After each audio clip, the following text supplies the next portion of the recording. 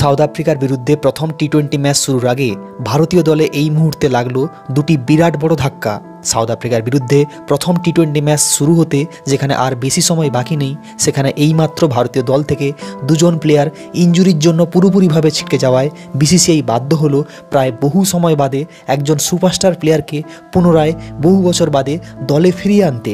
হ্যাঁ বস, ঘরের মাটিতে বিশ্বকাপ 2023 শেষ করার পর ভারতীয় টিম অস্ট্রেলিয়ার বিরুদ্ধে 5 ম্যাচের টি-20 সিরিজ খেলেছিল এবং যেখানে তারা অস্ট্রেলিয়াকে 4-1 ব্যবধানে দুর্ধর্ষভাবে হারিয়ে সিরিজ জিতে আসার পর এখন সাউথ আফ্রিকার বিরুদ্ধে সাউথ আফ্রিকার মাটিতে একটা লম্বা সব ফরম্যাটের সিরিজ খেলতে যাচ্ছে। আর সেই সিরিজ শুরু হতে আর যেখানে আর বেশি সময় বাকি নেই, সেখানে এই মুহূর্তে ভারতীয় দল থেকে কোন দুজন বড় সুপারস্টার প্লেয়ার ছিটকে গেল, তাদের পরিবর্তে কাদেরকে নিতে চলেছে বিসিসিআই, মোহাম্মদ সামির জন্য এই মুহূর্তে কোন বড় দুঃসংবাদ বেরিয়ে এলো, সবকিছুই আজ জেনে নেব এই ভিডিওতে। তাই প্লিজ দেখো পুরো ভিডিও। ভারতীয় টিমের একজন ডাইহার্ড ফ্যান হলে ও ভারত বনাম সাউথ আফ্রিকা প্রথম টি-20 ম্যাচটি দেখার জন্য এক্সাইটেড থাকলে ভিডিওটিকে করে দাও লাইক, এবং এইভাবে আরও ভারতীয় টিম, আইপিএল ও কেকেআর সংক্রান্ত ভিডিও পাওয়ার জন্য এক্ষুনি করো ক্রিকেট ইন বেঙ্গলি ইউটিউব চ্যানেলকে সাবস্ক্রাইব। তো বস, ঘরের মাটিতে অস্ট্রেলিয়া সিরিজ শেষ করার পর ভারতীয় টিম সাউথ আফ্রিকার বিরুদ্ধে ক্রিকেটের সব ফরম্যাটের একটা লম্বা সিরিজ খেলবে, যে সিরিজের শুভারম্ভ ঘটবে আগামী 10ই ডিসেম্বর থেকে, যেখানে ভারতীয় টিম তার প্রথম টি-20 ম্যাচটি খেলবে 10ই ডিসেম্বর ভারতীয় সময় ঠিক সন্ধ্যা 7:30 থেকে সাউথ আফ্রিকার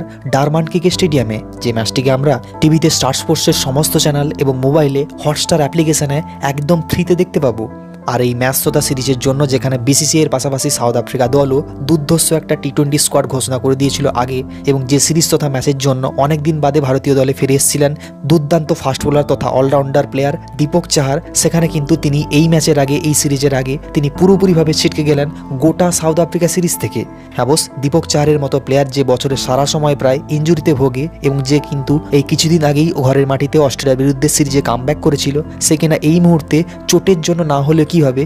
তার বাবার গুরুতর অসুস্থতার জন্য তিনি কিন্তু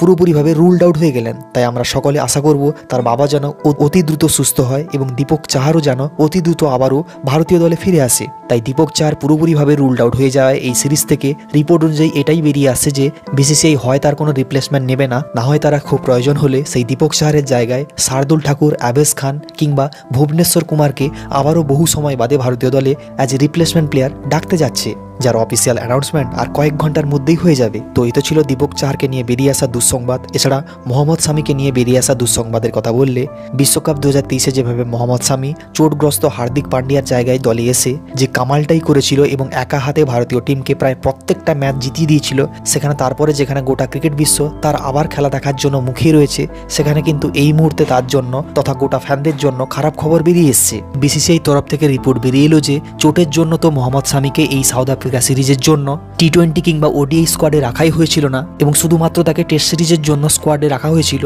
সেখানে এই মুহূর্তে বিসিসিআই সাফভাবে জানিয়ে দিল যে মোহাম্মদ সামির সেই টেস্ট সিরিজ খেলাও অনিশ্চিত হয়ে গেছে। হ্যাঁ বস, তার গোড়ালিতে যে চোটটা ছিল সেটা কিন্তু এই মুহূর্তে ভয়াবহ অবস্থায় রয়েছে, তাই ডাক্তারদের পরামর্শ অনুযায়ী সেটা কিন্তু অস্ত্রোপচারও হতে পারে এবং তার একটা দীর্ঘ সময়ের জন্য রেস্টের প্রয়োজন। তাই বলা যেতে পারে মোহাম্মদ সামিকে হয়তো আমরা সেই হার্দিক পান্ডিয়ার মতোই আর হয়তো ভারতের হয়ে সেই আইপিএলের আগে পর্যন্ত কোনো সিরিজে খেলতে দেখতে পাবো না। তাই সামনে আবার যেখানে এই 2023 বিশ্বকাপের পর 2024-এর টি-20 বিশ্বকাপ জুন মাসের 3 তারিখ থেকে শুরু হয়ে যাচ্ছে, সেখানে ভারতের হয়ে মোহাম্মদ সামি যদি এইভাবে দীর্ঘ সময় না খেলে, তাহলে সে কি আদৌ ভারতীয় টিমের হয়ে খেলতে পারবে টি-20 বিশ্বকাপ, সেটা নিয়ে গভীর সংকট দেখা দিয়েছে এই মুহূর্তে ভারতীয় ক্রিকেটে।